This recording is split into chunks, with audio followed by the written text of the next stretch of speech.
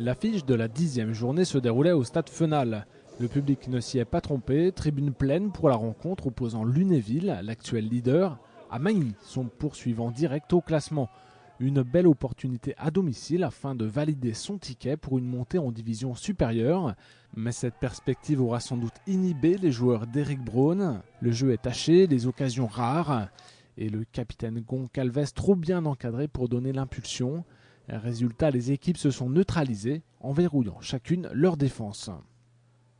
La première mi-temps était encore plus fermée puisque aucune équipe se livrait. Et en deuxième mi-temps, il y a eu, on va dire, un peu plus de rythme, mais les équipes étaient en place et quand les deux défenses sont en place, elles sont difficilement mises hors de position.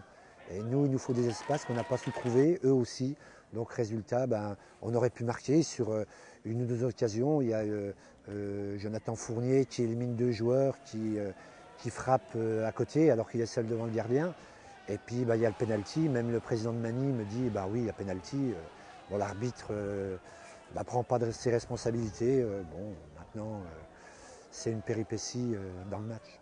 Après, le résultat nul n'est pas illogique. On a une ou deux occasions, eux aussi, mais on a surtout vu un match très fermé. Entre deux équipes qui se respectent, qui se craignent, et puis l'enjeu, je crois que l'enjeu a vraiment tué le jeu aujourd'hui.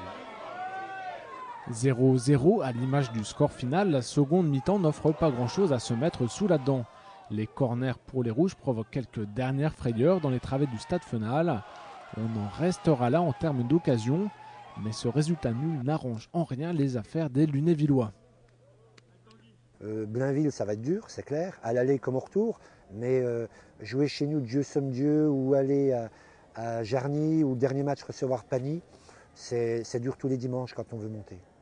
Sans sortir les calculettes, le suspense reste entier. Et dans l'optique de cette fin de championnat, les deux rencontres face à Blainville s'annoncent explosives. Un derby qui sent la poudre.